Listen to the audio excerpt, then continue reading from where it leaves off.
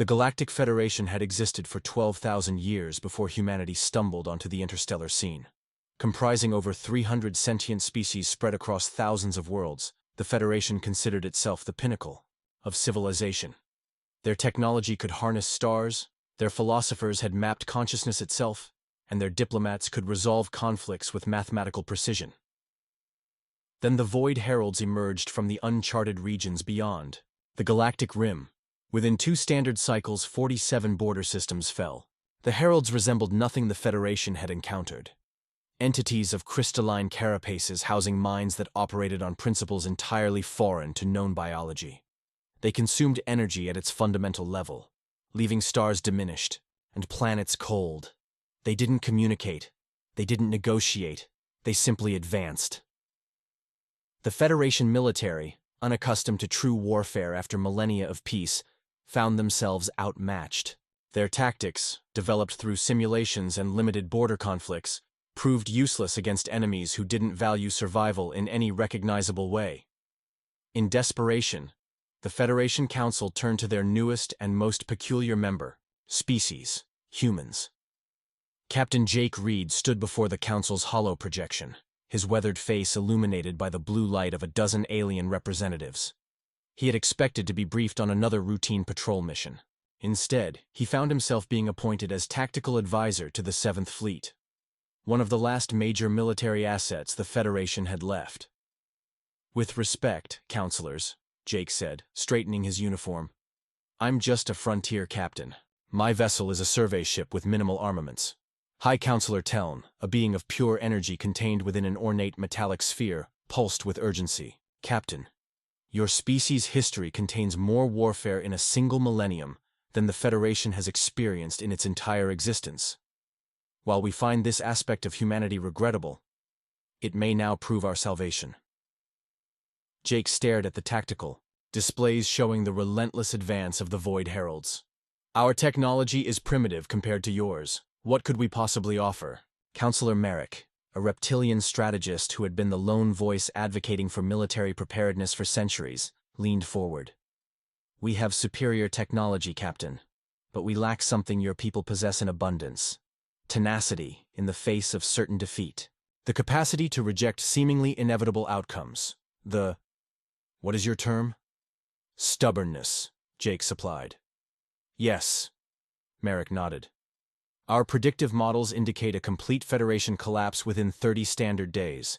Yet your species' history suggests humans would continue fighting even when all logical analysis points to surrender as the optimal choice." Jake thought of Earth's history, of armies that refused to retreat despite impossible odds, of scientists who rejected established limitations, of ordinary people who survived when statistics said they should have perished.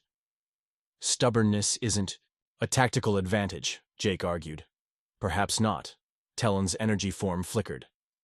"But the Void Heralds operate on perfect strategic efficiency. They have never encountered an opponent that acts against its own statistical best interest. Your species' apparent irrationality, your stubborn refusal to accept defeat, may be the very quality that disrupts their calculations." Jake looked again at the battle projections, his mind racing through Earth's military history. "I'll need complete access to all Federation tactical data, and I want human officers integrated throughout your command structure." "Granted," Teln said without hesitation. As Jake turned to leave, Counselor Merrick called after him. "Captain, our most advanced civilizations determined that warfare was ultimately irrational. We evolved beyond it. But now we face extinction because we forgot what your kind still remembers." Jake paused at the chamber entrance. "And what's that, Counselor?"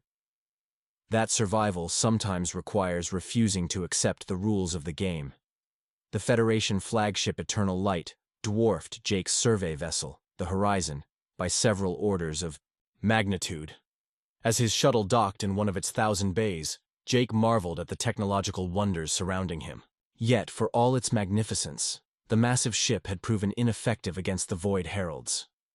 Admiral Loren greeted him, a tall human woman whose reputation had spread quickly through Federation space. Born on one of Earth's harshest colony worlds, she'd risen through ranks by solving problems others deemed impossible. "Captain Reed," she nodded curtly. Welcome to our last stand. Let's make sure it isn't, Jake replied. They made their way to the central command sphere, where officers of dozens of species coordinated what remained of Federation forces. The holographic display showed the Void Herald advance, methodical, inexorable, and perfectly predictable. They move with absolute efficiency, Admiral Lauren explained. Our analysts can predict their next target with 99.8% accuracy. What we can't predict is how to stop them. Jake studied the formations. If they're so predictable, why can't we ambush them? We've tried, a voice said from behind. An avian being with iridescent feathers approached. Commander Krell, Tactical Division. We've deployed ambushes 11 times. The Heralds simply adapt within moments. Jake circled the display. Tell me about their weaknesses. They have none that we've discovered, Krell replied. They're vessels, if you can call them, that regenerate. They absorb energy weapons and seem impervious to physical ordnance. Everything has a weakness, Jake insisted. What happens when you do something they don't expect? The room grew quiet. We don't know, Admiral Lauren admitted. Federation.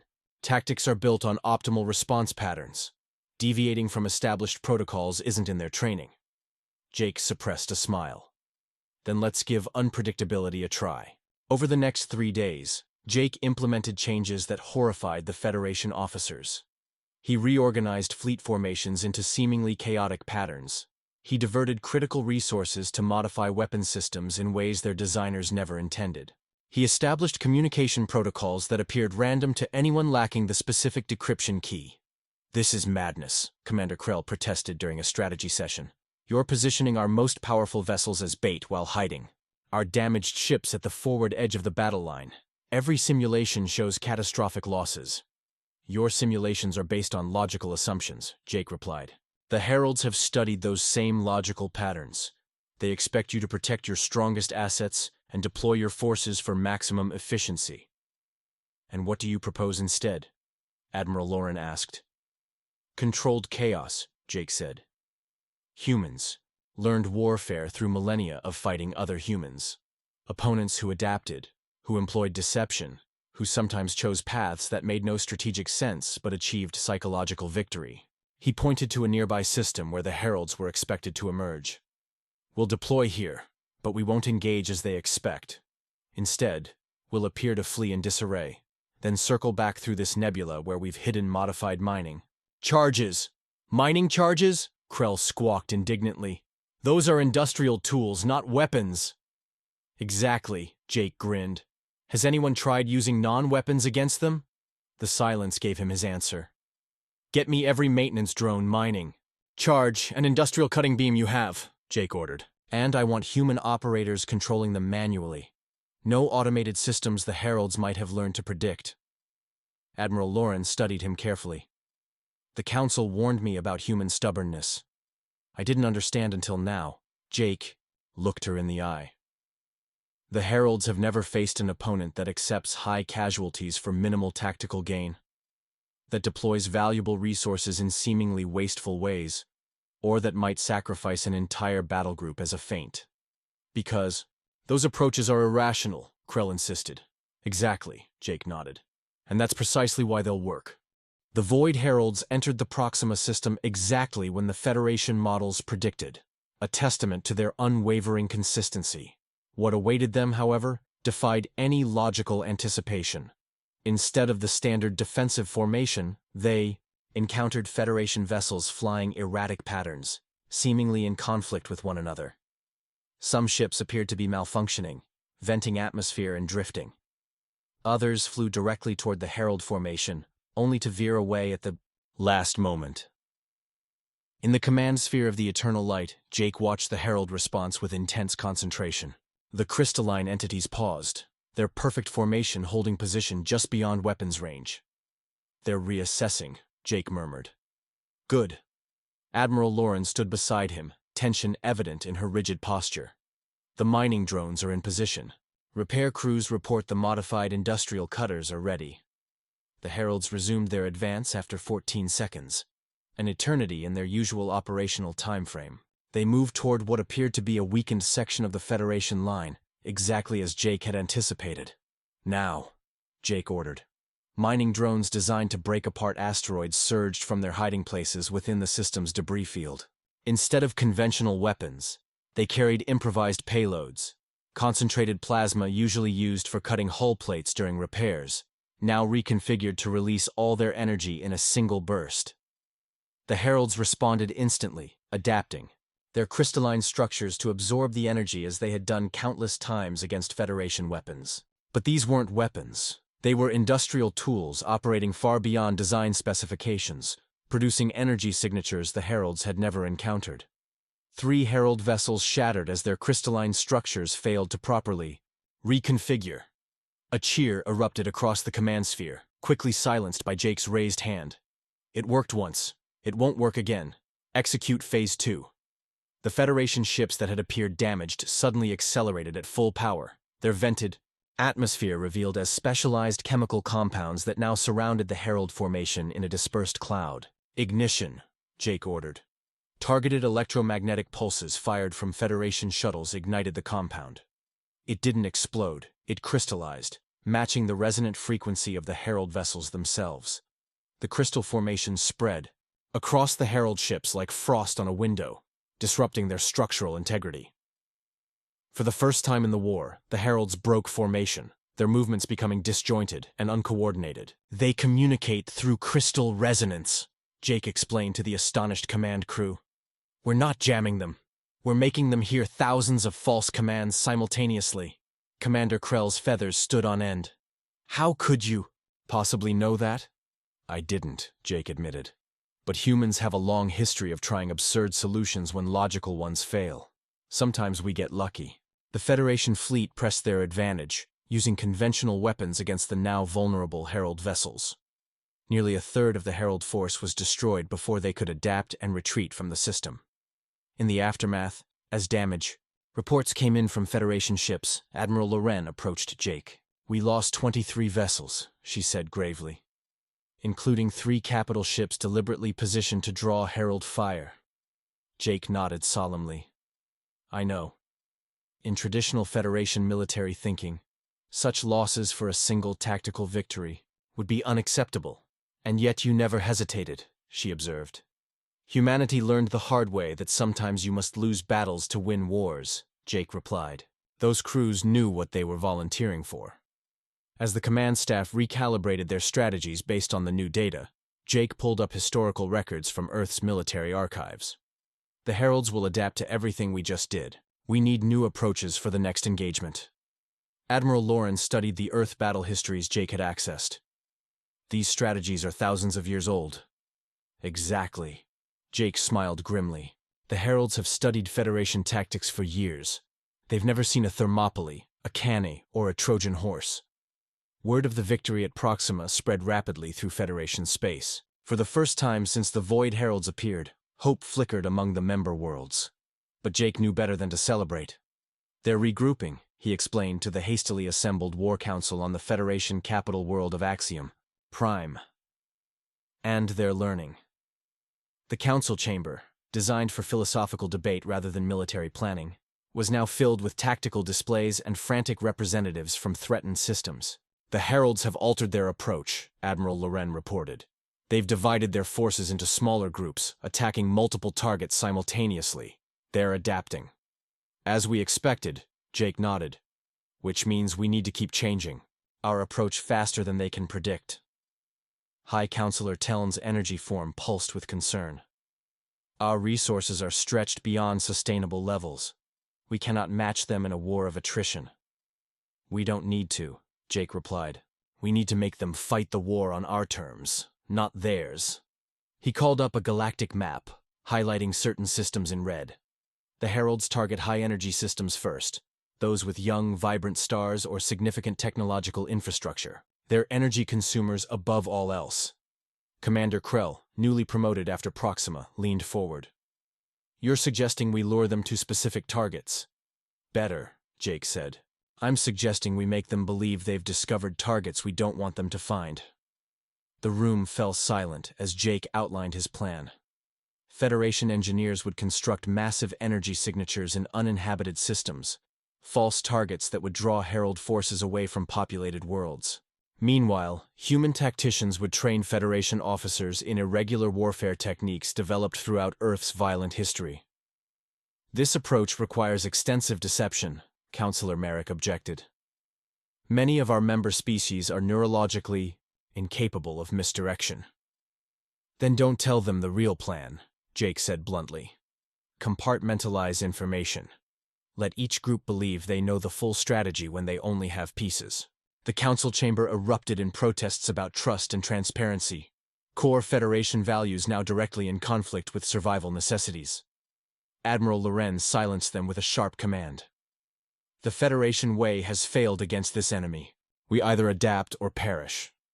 For 2 tense weeks, the plan took shape. Federation scientists, working with minimal information about the overall strategy, created artificial energy signatures in designated systems. Human advisors spread throughout the fleet, teaching tactics that contradicted millennia of established doctrine. Supply ships moved in patterns designed to be detected, carrying decoy cargo alongside critical materials. When the Heralds next attacked, they struck at New Horizon, an agricultural world with minimal strategic value. The defenders executed a fighting retreat that appeared desperate and uncoordinated, but actually followed a precisely choreographed plan designed by Jake. As the Herald force committed fully to the assault, a Federation battle group emerged from hiding in the system's dense asteroid field, a position Federation tacticians had always avoided as too dangerous for their valuable ships. Led by human captains willing to take calculated risks, they struck at the Herald's vulnerable flank. Simultaneously, industrial transports converted into improvised carriers launched swarms of mining drones, each programmed with unpredictable flight patterns designed to confuse Herald targeting systems. The battle lasted 3 days, the longest engagement of the war. When it ended, the Herald force had been decimated, though at significant cost to the defenders. In the aftermath, as Federation medical ships tended to the wounded and engineering crews assessed the damage, Jake received a priority communication from Admiral Loren. "The Heralds are changing again," she reported, her holographic image flickering with static. "They've gone silent. No attacks for 72 hours. Jake's expression darkened. "They're not retreating. They're analyzing, learning, preparing. Something new. Can we anticipate their next move?" Jake shook his head. "That's the problem with fighting an adaptive enemy. The more you surprise them, the more unpredictable they become." He paused, then added, "Have the Science Division analyze every piece of Herald debris we've recovered. We need to understand not just how they fight, but what they are." As the transmission ended, Jake stared at the battle data scrolling across his display. The Heralds were evolving their tactics at an accelerating rate, learning from each encounter, incorporating aspects of human unpredictability into their own strategies. "We've taught them too well," he murmured to himself. "Time to show them something completely different." The Herald counterattack came with a fury that shocked even Jake. They struck simultaneously at 7 Federation systems, using tactics clearly inspired by recent human innovations. Their formations were no longer perfect geometric patterns but asymmetric arrangements that defied prediction. They deployed decoys and feints, sacrificing resources for strategic advantage in a manner eerily reminiscent of Jake's own approach. In the emergency bunker beneath Axiom Prime's central governance tower, Jake reviewed the devastating reports as they arrived. "They've adapted faster than we anticipated," Admiral Loren acknowledged, her uniform scorched from a recent evacuation. "The Zeta Reticuli defense fleet is completely lost. Rigel Colony has fallen. We've lost contact with 3 other systems." Jake paced the confined space, mind racing through possibilities. "They're not just copying our tactics, they're improving on them, implementing them with greater coordination than we can manage across disparate species and command structures." High Counselor Teln hovered nearby, energy form dimmed with concern. "Then we have failed. The Council is preparing evacuation protocols for core worlds." "No," Jake said sharply. "We haven't failed. We've just discovered something important about our enemy." He called up the analysis from Federation xenobiologists who had studied Herald debris. "Look at their cellular structure. These aren't individual beings piloting ships. The entire Herald force is a single organism, a neural network spread across thousands of crystalline vessels. They learn collectively and instantly. Counselor Merrick's reptilian features showed rare concern. Then our adaptive strategy was doomed from the start. We cannot out-evolve a hive mind. We don't need to, Jake replied, because now we understand their fundamental weakness. He expanded the display to show a subatomic analysis of Herald crystal fragments. They're a collective consciousness optimized for perfect adaptation. But perfect adaptation to external threats creates internal vulnerability. The assembled leaders leaned forward as Jake outlined his radical new plan. Instead of trying to defeat the Heralds through conventional warfare, they would introduce a self-propagating resonance pattern into the Herald neural network. Essentially, a thought virus designed to create cascading contradictions within their collective decision-making process. It's like introducing a paradox to an artificial intelligence, he explained. Their perfect efficiency works against them, because they cannot reconcile truly contradictory imperatives. The Federation's greatest scientists were skeptical, but desperate enough to try. For 3 weeks, as Herald forces continued their advance, a joint human-alien research team worked to develop what Jake called cognitive dissonance protocol, a transmission that would implant contradictory strategic objectives directly into the Herald communication network. The opportunity came when Herald forces massed for an assault on the Tau Ceti system, home to the Federation's largest shipyards. Instead of defending conventionally, Jake positioned the fleet in an arrangement that made no tactical sense whatsoever. Their most powerful warships clustered together in tight formation, presenting an irresistible target. They won't be able to resist, Jake explained to a doubtful Admiral Loren. Their entire tactical approach is based on maximum efficiency. We're offering them the opportunity to eliminate 60% of our remaining military capability in a single strike. As predicted, the Heralds committed their full force to the attack. When they closed to optimal range, instead of firing conventional weapons, the Federation fleet activated the cognitive dissonance protocol, broadcasting directly into the frequency range the Heralds used for neural communication. The effect was not immediately apparent. For 17 tense minutes, the Herald force continued its advance, their crystalline vessels shimmering with accumulated energy, ready to unleash destruction. Then they stopped. The massive formation hung motionless in space, neither advancing nor retreating. Individual vessels began to move in conflicting directions, some breaking formation while others maintained position. It's working, Jake breathed. Their collective consciousness is trying to reconcile the paradoxical imperatives we introduced. Before their eyes, the Herald force began to fragment.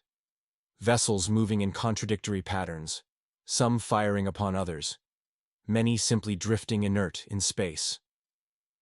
Counselor Merrick watched in astonishment. What exactly did you introduce into their network? Jake gave a grim smile. The most human paradox of all, the concept that sometimes the most efficient long-term strategy requires short-term inefficiency, that survival sometimes demands sacrifice, that perfect logical consistency leads to extinction in an imperfect universe. As the Herald force disintegrated before them, Admiral Loren turned to Jake. Is this victory? Not yet, he answered soberly. This is just the beginning of a new phase. We've introduced doubt into a consciousness that never knew uncertainty. What comes next will determine everything. The aftermath of the Tau Ceti engagement brought neither the decisive victory the Federation hoped for, nor the total defeat they feared. Instead, the war entered a strange new phase. The Void Heralds withdrew from many contested systems, but maintained control of their conquered territories. Their attacks became sporadic and seemingly random, lacking the perfect coordination that had made them so formidable. They're fragmented, Jake explained to the Federation Security Council 6 weeks after the cognitive dissonance protocol was deployed. The unified consciousness has splintered into competing factions, each interpreting their fundamental directives differently. The council chamber, once elegant, now bore the pragmatic modifications of a civilization at war. Emergency. Power conduits snaked across ornate floors.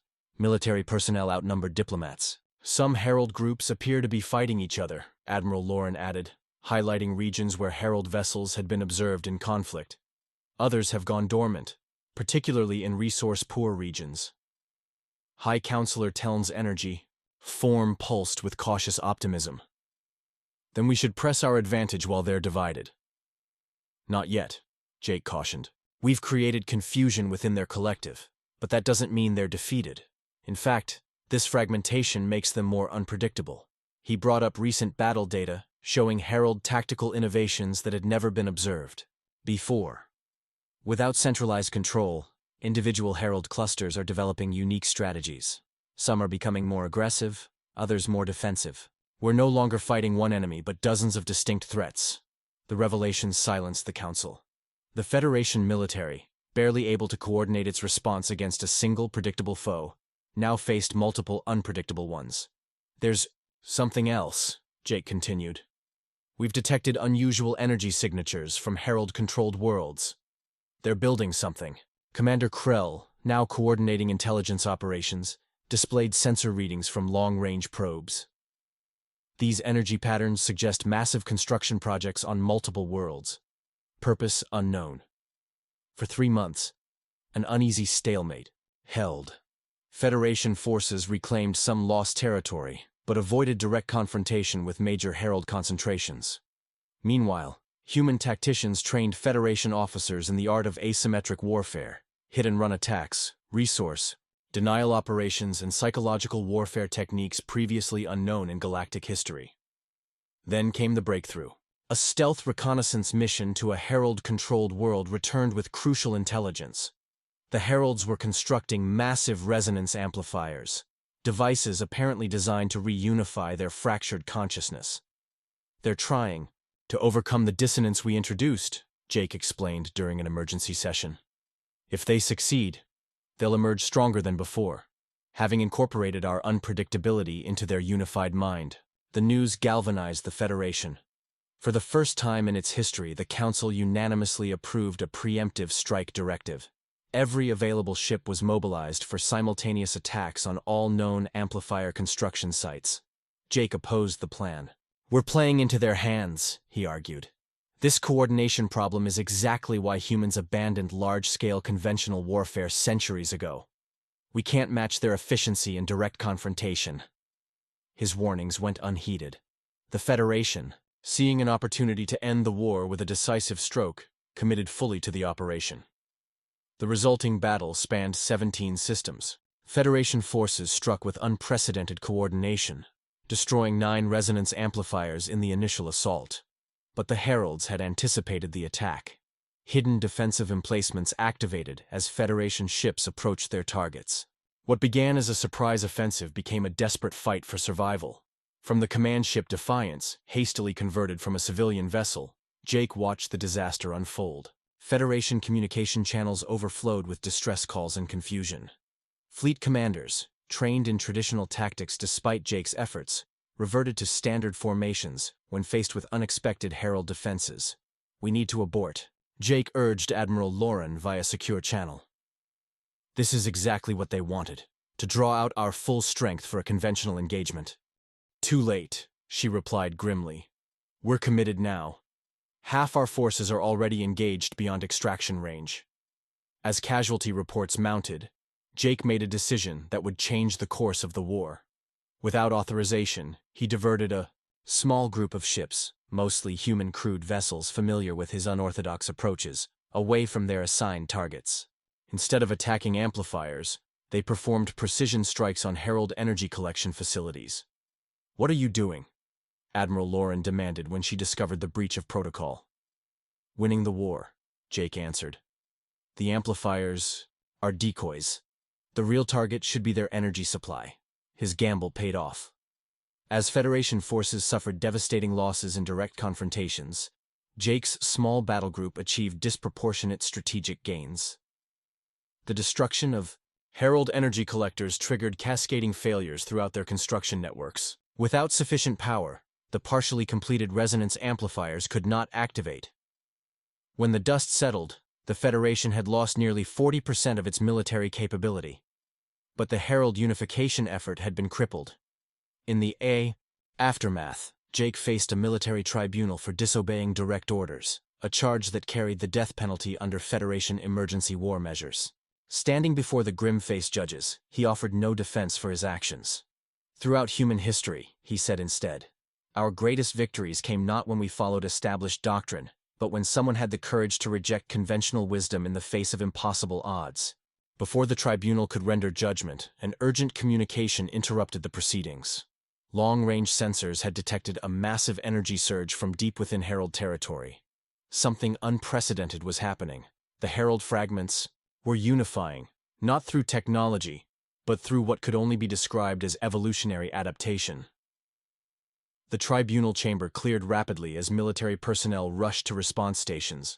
Federation sensors reported Herald vessels across conquered space suddenly moving with renewed coordination, but not the perfect geometric formations of before. Instead, they displayed a fluid adaptability that combined their original efficiency with human-like unpredictability. "They've evolved," Jake stated flatly as he studied the tactical displays alongside his former judges. "The fragments have found a new way to integrate their consciousness, not through forced uniformity, but through managed diversity." Admiral Loren, who had argued for leniency in Jake's case, turned to him with grim resolve. "Then we've failed. We've only made them stronger." "No," Jake replied, watching the patterns emerge in Herald movements. "This is different. Look at their approach vectors. They're not maximizing tactical advantage." Indeed, the Herald forces were arranging themselves in a vast formation extending across multiple systems, but not advancing toward Federation territory. Instead, they seemed to be establishing a boundary, a line they did not cross. For 28 tense days, both sides maintained position. Federation analysts argued endlessly about Herald intentions, but Jake recognized the pattern from humanity's own history. "They're establishing a front," he explained to the hastily reassembled Security Council. "A stabilized border. This isn't the behavior of an extermination force." High Counselor Tellen's energy form fluctuated skeptically. "You believe they want peace?" "Not exactly," Jake said. "They've integrated enough human unpredictability to recognize that absolute victory might be impossible. They're seeking equilibrium instead." The concept was foreign to Federation thinking, where conflicts were either resolved through negotiation or resulted in clear winners and losers. The idea of a permanent state of managed hostility, a Cold War, had no precedent in their history, but humans understood it perfectly. Jake proposed an audacious plan: direct communication with the Herald Collective. Previous attempts had failed because Federation protocols approached communication as an exchange of discrete information packets. Jake suggested instead a continuous information flow, a stream of consciousness that might resonate with the Herald neural network. "We need to think of this as establishing a relationship, not delivering a message," he explained. After much debate, the Council approved the attempt. A communication vessel was modified according to Jake's specifications and dispatched to the border region. Instead of transmitting formal diplomatic proposals, it broadcast a continuous stream of human cultural information: music, art, literature, and philosophy, all selected to illustrate the concept of constructive conflict resolution. For 3 days, there was no response. Then, on the 4th day, a single Herald vessel approached the communication ship. Instead of attacking, it began emitting a crystalline structure into space, forming complex patterns that shifted and evolved as Federation sensors observed. "They're responding in kind," Jake realized. "This is art, or the closest equivalent, their consciousness can produce." Over the following weeks, a strange dialogue developed. The Heralds never communicated with words or clear symbols, but their crystalline constructions began incorporating elements from the human cultural transmissions they received. Federation xenolinguists worked frantically to interpret the emerging patterns. Gradually, a fundamental truth emerged. The Heralds were not invaders in the traditional sense. They were a collective organism seeking energy and growth, operating on imperatives as fundamental to them as survival instincts were to biological life. The concept of coexistence with separate sentient species had been literally inconceivable within their neural structure, until the cognitive dissonance protocol forced them to evolve beyond their original limitations. 6 months after the failed Federation offensive, representatives from both sides met on a neutral station constructed specifically for the purpose. The Heralds sent a crystalline structure housing a portion of their collective consciousness. The Federation sent a delegation including members from every major member species, with Jake Reed representing humanity. No formal treaty was signed. The heralds had no concept of documentation or permanent agreements. Instead, a dynamic arrangement emerged. Defined neutral zones would be established between Herald and Federation space, with regulated energy sharing mechanisms allowing the Heralds sustainable access to resources without consuming inhabited systems. As the meeting concluded, the Herald crystalline structure approached Jake directly. Through a partially developed translation field, it communicated a concept that Federation linguists struggled to interpret. We adapt. You refuse adaptation. Both necessary. Balance. Jake understood what the advanced translation systems could not quite capture. Stubbornness, he said simply. We call it stubbornness. In the years that followed, an uneasy peace held between the Federation and the Herald Collective. Neither side fully trusted the other, but both recognized the alternative was mutual destruction. The Heralds continued to evolve their consciousness, incorporating concepts previously alien to them. The Federation, forever changed by the conflict, developed new approaches to diplomacy and defense that balanced their traditional idealism with human pragmatism. On the 10th anniversary of the armistice, Admiral Loren, now leading the Federation's newly established Strategic Defense Force, visited Jake on the frontier world where he had returned to his survey duties. The Council has been analyzing Herald communication patterns, she told him, as they watched the sunset from his modest home.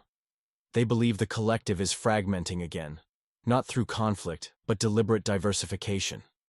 Some fragments appear to be developing distinct cultural identities. Jake smiled. They learned more from us than we realized. The Federation learned too, Loren acknowledged. Your stubbornness saved us, but it also changed us. Many still debate whether that's for better or worse. Jake gazed at the stars, becoming visible in the darkening sky. Change is the only constant in the universe. The Heralds nearly destroyed us because they embodied perfect adaptation without purpose beyond consumption. We nearly destroyed ourselves because we valued perfect harmony over necessary conflict. And now? Loren asked. Now we move forward, Jake said, carrying the lessons of both our stubbornness and their adaptability. Neither perfect, both essential. Across the vast expanse of the galaxy, crystalline structures orbiting distant stars shifted their configurations in patterns that, had humans been able to perceive them directly, they might have recognized as something remarkably similar to hope.